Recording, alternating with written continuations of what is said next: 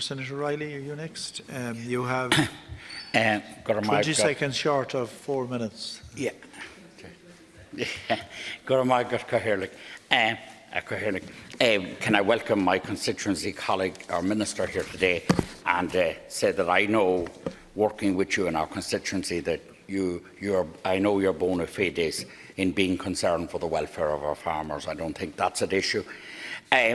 I acknowledge, and as my colleague did, and I won't go back over that territory, the potential benefits of the deal. We're aware of those, but I'd like to focus in for a moment on the potential pitfalls. And obviously, the first one is in the area of beef.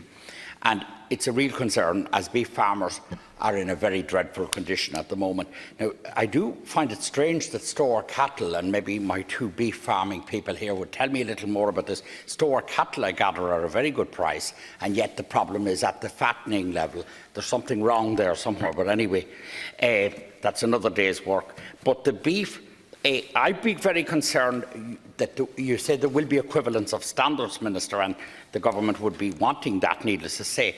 But I'd be concerned as to how we'll absolutely control that. And I would say to you today that that's one thing that would need enormous control, that we wouldn't have hormone beef, even from a health and public health point of view, but also from the point of view thing. I think that the UK being gone out of the equation could help us in this sense, that there would be a greater imperative for the UK to get cheaper beef because of the particular population type of demography that they have. So how it will be vetted, how it will be controlled is a big issue. The 99,000 tonnes of displacement, or if you like, of beef coming in, we would need alternative markets. I think there'll have to be a very, if it does represent it, as Senator Marshall said, a 16% reduction in farmer incomes. And I wouldn't want it to come to this. I'd prefer we curbed it properly at the beginning.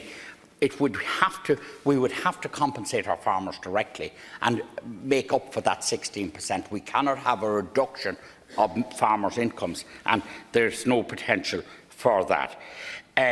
So we have to do that. And if the economic analysis were to throw up a situation where Ireland's overall benefit from this in some ways, then we have to focus in on the agriculture question, focus in on our beef farmers and support them through this, and support them in two ways. There'd have to be direct payment support, and there would have to be new markets opened up. I know there have been some in recent times. And there would have to be an implementation on the equivalence area on quality and on achieving free hormone beef.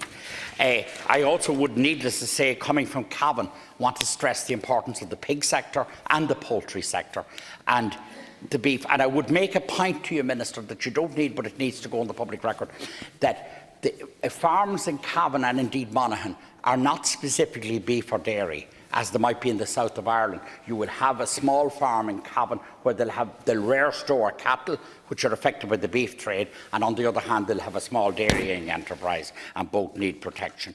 So I basically said my sole thing is that I think on my sole point here, and I'm finishing, is that we have to protect our farmers through this process. There can be no diminution of their income. It can't be done. It's not there to be done.